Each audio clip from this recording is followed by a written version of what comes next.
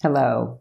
Do you have this strong desire to move to a foreign country, but haven't yet made your move because of fear and self-doubt? Well, the strategies in this video will help you get unstuck so that you can make your leap. If you haven't already, please like and subscribe to my channel so that each time that I upload a video about living abroad, moving abroad, or living life on your terms, you will be notified. My name is Patricia Brooks, and I have been living in the south of France for over 3 years. And I will tell you, getting here has been a challenge because of fear and self-doubt. So I use the strategies I talk about in this video before I made my move, and then during that first year after to help sustain me and get me through so that I could manage to stay here and not boomerang back to the United States. So let's get to it. The first thing that I did to mentally prepare to move abroad was to set a meaningful goal. I asked myself, well, why do I want to do this in the first place? And I wrote that down. And I had two main reasons. The first one was being able to be around French-speaking people and become fluent in French. I'd fallen in love with the French language a few years back on my trips to Quebec City, Canada, and I wanted to sound like that. But the second reason was more on a deeper level, and that had to do with personal growth and development. I love to stretch myself.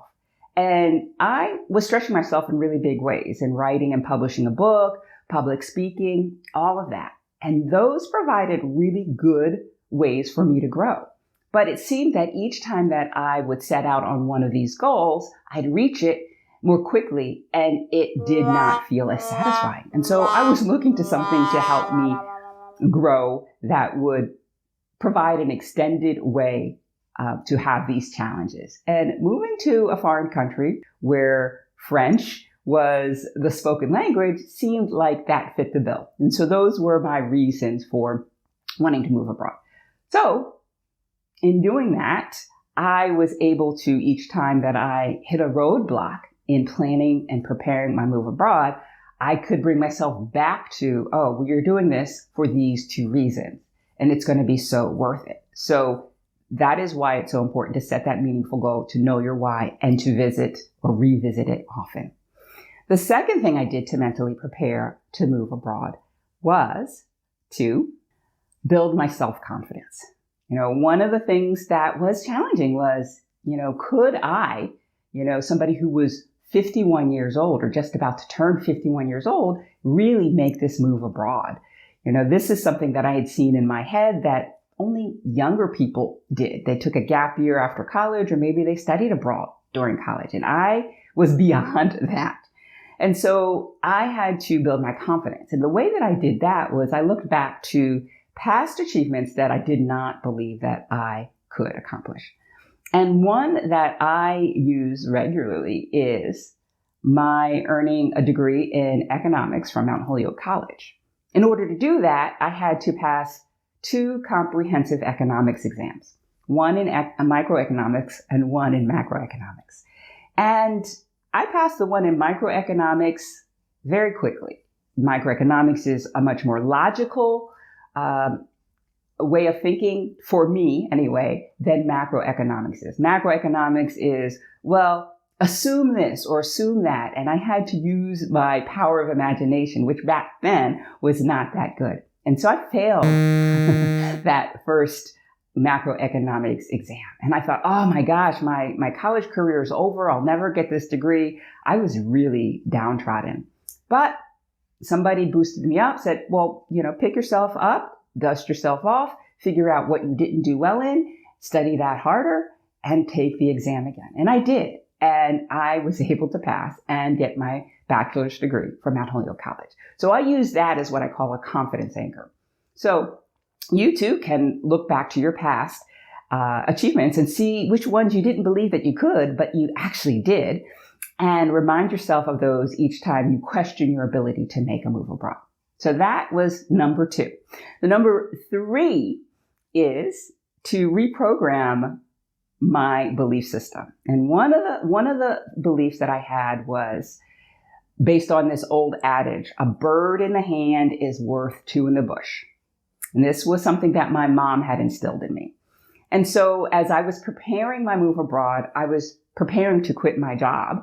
And I did not have a job in France. I did not know how I was going to sustain myself financially when I made this move beyond my savings. And so that was something that kind of held me back prior to my move. And what changed that belief in me was something that my Uncle Bob shared with me. I shared with him how I couldn't believe that he was so supportive of me and making this move, because had my mom and dad been alive, I could hear them saying, "Oh, Patricia, a bird in the hand's worth 2 in the bush. You don't leave a job unless you have one at the ready." And that really would have held me back. And he told me, he said, Patricia, I know that old adage, but I prefer the saying, nothing ventured, nothing gained. And poof, it was like this door opening that allowed me to replace that old adage that I no longer needed with this one that was more positive and affirming. And so each time I heard in my mom's voice, as I prepared to make this move and quit my job, I replaced it with, yeah, but nothing ventured, nothing gained. And so that helped me to shift my belief system. The other thing that I did prior to and after, especially in that first year living in France, was to recite and listen to positive self-affirmations. And this was something I did during my first year in France, where after my second week, I questioned myself and I had self-doubt. Did I do the right thing? What was I thinking? I was here in France all alone. And so reciting and listening to positive self-affirmations started to change my belief system. So that was tip number 3 on how I mentally prepared to make my move to France. Now, how are these tips sitting with you? Is there a belief or an adage that seems to be holding you back from making more progress in making your move abroad?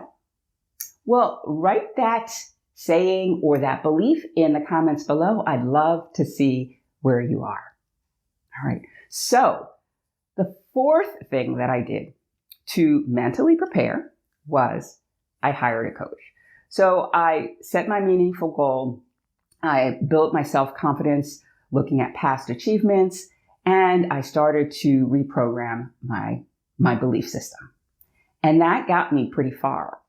But I still felt stuck. I still felt like I wasn't taking the steps that would get me to France. That is looking at what visa I wanted and applying for it, all the more logistical things. And so I hired a coach to help me get unstuck. And she helped me understand that money was a block for me. Now, I'd saved up a lot of money for my emergency fund because I had listened to my father. Well, you need to have a rainy day fund. And so years ago, I started that. And I continued to contribute every 2 weeks to that. And I'd have an emergency here, an emergency there, and, a couple $100 here, a couple $100 there. But it did not make a dent in my emergency fund. So at the end of many, many years, I had a substantial amount in savings. But this was my emergency fund. And the thing that blocked me was that I could not see myself using this emergency fund to move abroad because, well, moving abroad is not really an emergency. And she helped me to, number 1, look into what it would take for me to live financially 1 year in France to see if it was even possible. And when she did that, that opened the doorway for me to say, oh, I can do this because, well, I've saved up quite a bit and I can move to France on a visitor visa, which means that I'd have to show proof that I could support myself financially for a year. And so that just helped me to take my foot off the brake and put it on the gas and do what was required logistically to get to France. And then finally, the 5th thing that I did to mentally prepare to move to France was I studied French every single day. And I did that using the Pimsleur method, which I found very, very useful. It's an audio program that I listen to 30 minutes a day on my morning walk, and I repeat it after the prompts. And I did this up until the time that I moved to France. And it helped me to have a fairly good base knowledge of speaking and understanding slow spoken French. But what that did for me was that helped to build my confidence in my ability to be able to communicate once I landed. And that is really kind of important when you're moving to a country that speaks a language other than your native tongue. So I have put in the description an affiliate link to Pimsleur if you're interested in trying that out for a little bit. If you click on that and subscribe to that and sign up, that helps me out. But if you don't want to do that, that's completely okay. All right. So those were the 5 things that I did to mentally prepare to move to France. And they really helped me because here I am 3.5, almost 4 years later, loving my life in France. Now, if you feel like you are stuck and would like some help getting unstuck, I offer a 30-minute complimentary consultation discovery session to help you understand where you might be stuck. And should my program, the Carefree Expat Incubator Program, be something that would be helpful for you to get unstuck, then I'll share a little bit more about that with you. So I will put a link to the complimentary discovery session below in the description so that you can sign up for that should you choose to. Now, if you found this video helpful, please like and subscribe to my channel, and I will see you again next time. Bye for now.